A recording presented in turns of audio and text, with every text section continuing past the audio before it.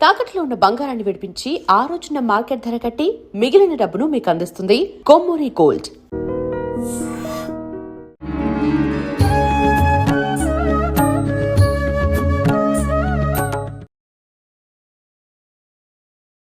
నమస్కారం, welcome to I dream. ధర్మ మార్గం విత్ విజిత కార్యక్రమానికి స్వాగతం.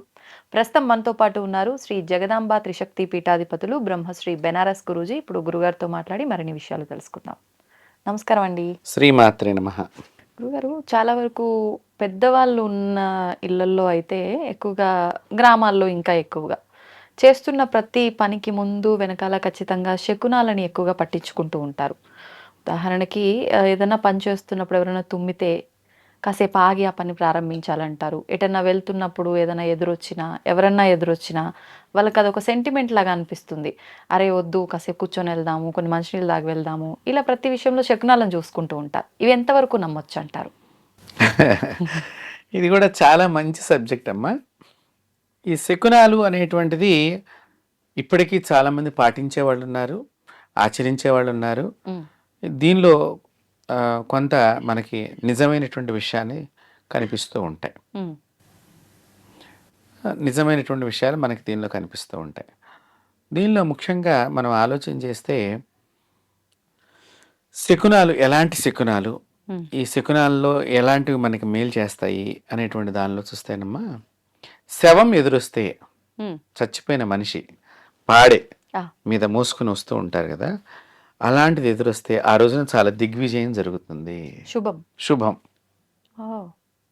కానీ రివర్స్ లో ఆలోచిస్తాం చాలా వరకు, బాధపడతారు. కానీ శవం చాలా ఎదురొస్తే చాలా మంచిది. అంటే ఏదో చెడు వెళ్ళిపోయింది, అట్లాగా మనకి రాబోతున్నది మంచి. అది కాబట్టి అదొక శకునం కింద భావన.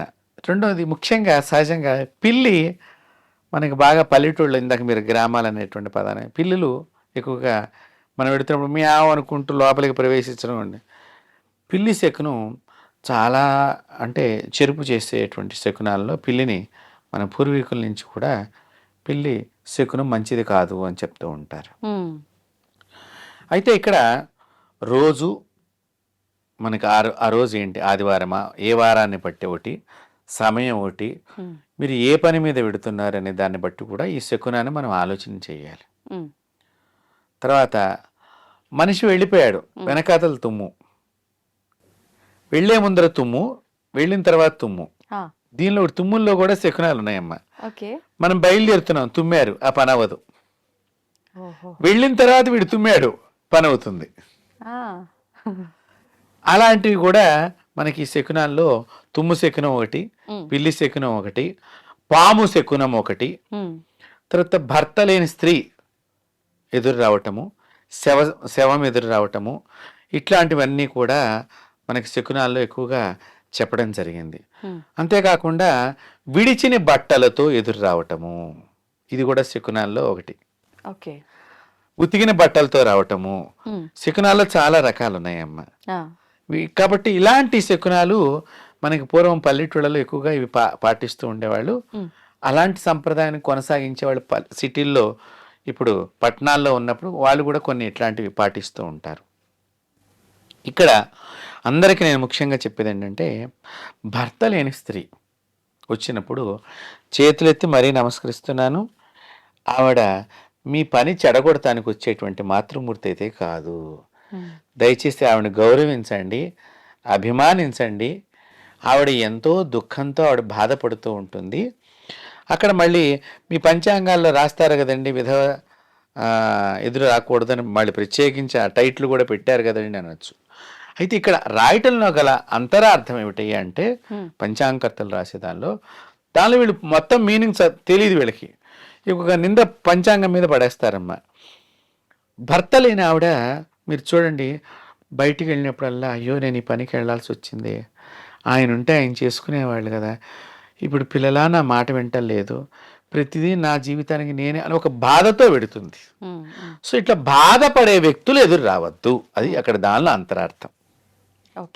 అంతేకాని వైధవ్యం పొందిన స్త్రీ నీకు ఎదురొస్తే నీ పనిని చెడగొడటానికి ఆవిడ వచ్చినట్లు కాదు. ఆవిడ బాధపడుతూ ఉంటుంది కాబట్టి అలాంటి బాధపడే వ్యక్తులు దానిలో భర్త లేని ఆవిడకి ఎక్కువ బాధ ఉంటుంది కాబట్టి ఓకే. ఈ శాస్త్రాలన్నీ కూడా పూర్వంలో ఉండేటువంటి మనిషి యొక్క జీవనానికి సరిపడా ఉండేటువంటివి. ఈ భర్త లేకపోతే పూర్వంలో ఆడవాళ్ళు వాళ్ళ జీవితం పోయినట్టుగా హ్మ్. చాలా శల్యమైపోయినటువంటి ఆడవాళ్ళు కూడా ఉన్నారమ్మా, మహాత్ములు వాళ్ళు.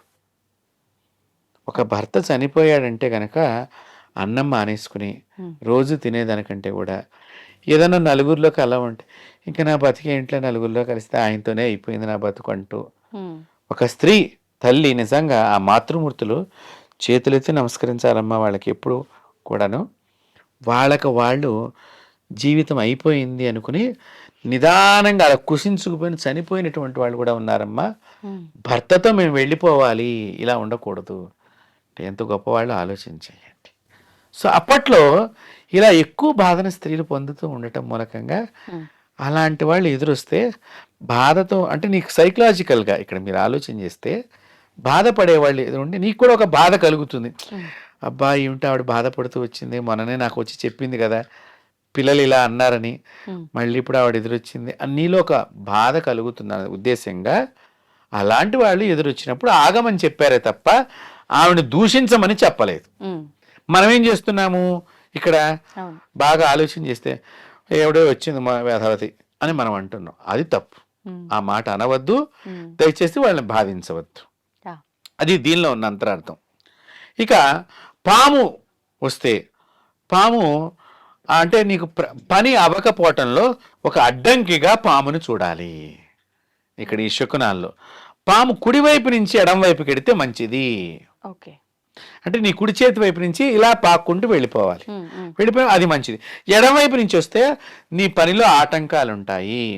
పాము నీకు మధ్యగా ఉండి ఇలాగ పడగ విప్పున్నది, నీకు పని అవ్వదు, నీకెవరో నీ పనిని చెడగొట్టే వాళ్ళు అక్కడ ఉండవచ్చు. కాబట్టి ఆ రోజు వెళ్లకుండా ఉండటం మంచిది. అంతేగాని ఇప్పుడు పాము ఎదురొచ్చింది కాబట్టి దాన్ని చంపడం కాదు అక్కడ. శకునం అంటే ఏమిటి, నీకు భగవంతుడు ఏదో చిహ్నాన్ని ముందరగా తెలియచేస్తున్నాడు. అంటే అక్కడ పని ఏదో జరగదు, నీకు ఏదో నీకు అక్కడ ఇబ్బంది అవుతుంది, ఈ రోజు వెళ్ళకరా. అది పంచాంగకర్తలు రాసినటువంటి శకునాల యొక్క ప్రభావం.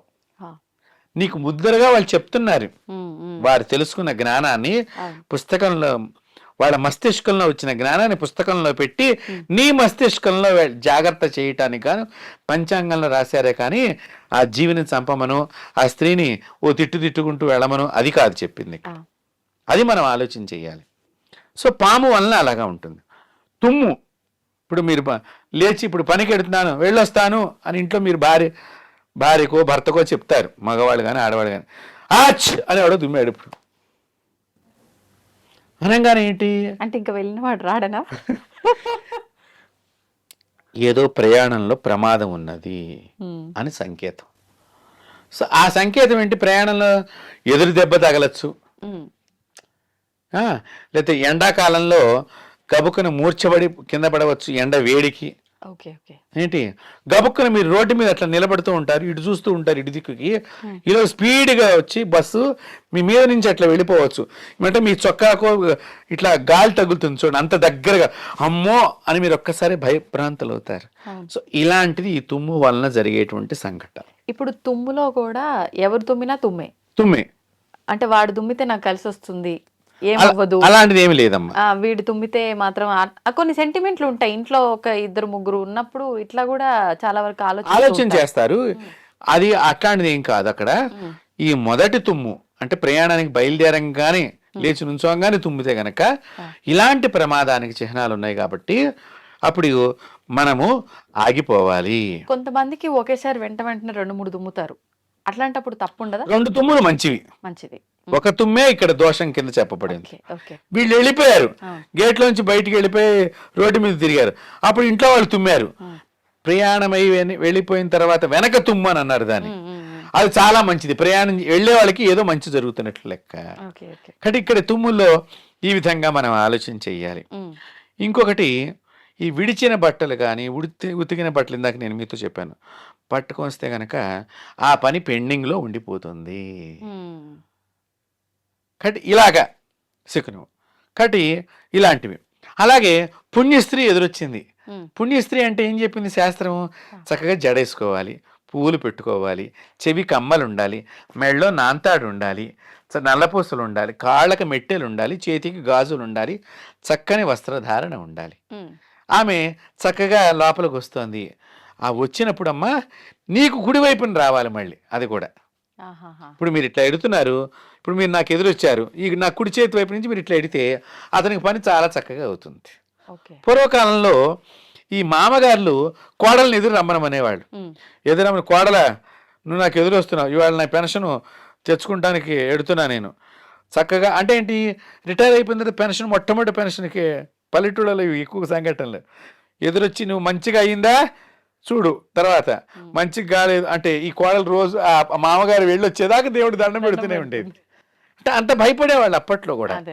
కానీ వెళ్ళొచ్చిన తర్వాత వస్తూ ఆ మామగారు ఈ కోడలికి గాజులు, ఆభరణాలు ఏదో ఒకటి కొనుక్కొచ్చి నా కోడలు, అప్పటి నుంచి అమ్మ నువ్వు ఎదురురా అంటే ఆవిడ కూడా ధైర్యం, మామగారికి ఏదో మంచి, మామగారికి మంచి జరగాలి, చక్క మామయ్య గారు మంచి అవుతుందిలేండి అని అంట మూలకంగా ఇక్కడ ఆ మామ కోడళ్ళ మధ్య ఒక కూతురు లాంటి బంధం ఏర్పడి జీవనం ఇక్కడ కుటుంబంలో చాలా బాగుండేది. ఇటు ఇలాంటి శకునాలు రకరకాలు ఉన్నాయి మనకి. అలాగే మనకి ప్రయాణమై మీరు బయటకు వచ్చారు, నెత్తి మీద వచ్చి కాకి తన్నింది, వెళ్ళకూడదమ్మా. అది చాలా మృత్యుదేవత మిమ్మల్ని వెంటాడుతోంది ఆ రోజున. కాకి తన్నకూడదు, శిరస్సు మీద కానీ ఒంటి మీద కానీ కాకి తన్నకూడదు. కాకి తన్నితే చాలా ప్రమాదం. కాబట్టి వెంటనే వెనక్కి ఎంత పనైనా సరే ఆప్ చేసుకోవాలి మీరు. తర్వాత దానికి తక్షణం ఏదన్నా జపం చేయించుకోవాలి, హోమం చేయించుకోవాలి, దానం చేయించుకోవాలి. అప్పుడు ఆ మరణగండం తప్పుతుంది. కాబట్టి అంటే నీకు మరణం ఈ పక్షుల ద్వారా భగవంతుడు, ఇప్పుడు ఈ పాము కానివ్వండి, ఈ తుమ్ములు కానివ్వండి, లేకపోతే వైధవ్య స్త్రీ రావటం కానివ్వండి, ఇవన్నీ కూడా శకునాల ద్వారా ఏంటంటే భగవంతుడు నీ పనిని సంకేతాలు చూపిస్తున్నాడు. అంతే మనం ఏం చేస్తామంటే ఈ సంకేతాన్ని చూసుకుని మనం జాగ్రత్త పడక వాళ్ళని ఎదురు తిడుతూ ఉంటాం. అది తప్పు. శాస్త్రం దాన్ని ఖండిస్తుంది. మొట్టమొదటిగా శాస్త్రం గ్యారెంటీగా దీన్ని ఖండిస్తుంది. కాబట్టి మనం తెలుసుకోవాల్సింది ఏంటి, బాధపడేటువంటి అంటే నీకు పనిలో ఏదో బాధ జరగబోతోంది, అది అక్కడ సూచన. అంటే ఆమె ఎదురొస్తే నీకు పనిలో బాధలు రావటం కాదు, పనిలో ఏదో ఆటంకాలు రాబోతున్నాయి అనేదని భగవంతుడు నీకు ముందరగా చూపిస్తున్నాడు. అలాగే చాలామంది ఒక బ్రాహ్మడు ఎదురుస్తే కూడా ఒంటి బ్రాహ్మణుడు అనేటువంటిది అంటూ ఉంటారు. ఆ ఒంటి బ్రాహ్మడు వస్తే ఏదో మాకు పనులు కాలేదు అని అంటారు. కానీ అది కూడా తప్పేనమ్మా. బ్రాహ్మణుడు, ఒంటి బ్రాహ్మణుడు అంటే ఏంటి, యజ్ఞోపవీతం ఉంటుంది. చక్కగా బ్రాహ్మణుడు ఎప్పుడు కూడా అతని దగ్గర పంచాంగం ఉంటుంది. ఎప్పుడు కూడా ప్రతి బ్రాహ్మణులు కూడా వాళ్ళతో పాటు, అంటే పూర్వకాలం నేను చెప్తున్నాను, ఇప్పుడు ఎట్లా ఉన్నారనేది నేను మాట్లాడను. శాస్త్రంలో మనం శకున శాస్త్రం అనేది ఉంది కాబట్టి పూర్వం తెలియక ఒంటి బ్రాహ్మణుడు ఎదురొచ్చారని. కానీ బ్రాహ్మణుల దగ్గర నేను ఎవరికి ఎదురు వెళ్ళినా కూడా నేను ఒక్కడనే పెడుతూ ఉంటాను. ఇప్పుడు కూడా అందరు కూడా మాకు కలిసి వచ్చింది అనేవాళ్ళు. నేను ఎదురొచ్చిన వాళ్ళందరికీ కూడా చాలా విజయాలు జరిగినాయి అని చెప్పన్నారు. మరి నేను ఒంటి బ్రాహ్మణే కదా, కానీ మరి అందరూ కలిసి వచ్చినాయని అన్నారు కదా. అంటే చాలామంది నన్ను మిగతా బ్రాహ్మణులు కూడా అడిగిన వాళ్ళు ఉన్నారు. నేను ఒకటి చెప్తాను, ఎప్పుడూ కూడా నేను ఒక్కడనే వెళ్ళను. నాతో పాటు ఒక శాస్త్రానికి సంబంధించిన పుస్తకం కూడా ప్రయాణం చేస్తుంది. కాబట్టి శాస్త్రం కలిగినటువంటి శాస్త్రి ఇక్కడ ప్రయాణం చేస్తున్నట్లు లెక్క. కాబట్టి ఇప్పుడు మీరు ఎడుతున్నారు, నేను ఎదురొచ్చాను, మీరు నన్ను చూసి నమస్కారం గురుగారు అంటారు, చక్కగా దిగ్విజయ వస్తూ అని అంటాను. ఒంటి బ్రాహ్మణే, కానీ ఇక్కడ శాస్త్రం ఏం చెప్పింది, నీ ప్రయాణంలో ఎవరైనా ఎదురొచ్చినప్పుడు అందరికీ మంచి జరుగుగాక అని ఆశీర్వచనం చేయమని చెప్పింది శాస్త్రం. అందుకనే ఈ రోజు దాకా కూడా అందరికీ బ్రాహ్మణుడు అంటే అంత గౌరవం అమ్మ. కాబట్టి ఇక్కడ మనం తెలుసుకోవాలి, దాని లోపల ఉన్న అర్థాలు మనం తెలుసుకోవాలి తప్ప ప్రతిదాన్ని ఒక భూతద్దంలో పెట్టుకుని దాన్ని ఛాదస్థంగా మనం ఒక మూఢంగా మనం ఆ విధంగా ప్రవర్తన చేయకూడదు. మీరు అడిగింది చాలా మంచి. కాబట్టి శకునం ఏదైనా కూడా ఈ విధంగా నివారణ కూడా మీకు తెలియచేస్తున్నాను. ఏ శకునం వచ్చినా కాళ్ళు చేతులు కడుక్కోండి. మొట్టమొదట నోట్లో నీళ్లు పుక్కిలించి ఉమ్మేయటం ముఖ్యము. కొన్ని మంచినీళ్ళు తాగి ఒక 2 నిమిషాలు 5 నిమిషాలు ఆగి వెళ్ళటం వలన ఆ దోషం తొలగిపోతుంది. కాబట్టి శకునాల ద్వారా మీకు ఎటువంటి ప్రమాదం లేకుండా ఈ తరుణోపాయం చెప్పాను. దీన్ని పాటించి మన వీక్షకులందరూ కూడా మంచి పొందెదరుగాక. ధన్యవాదాలండి. నమస్తే.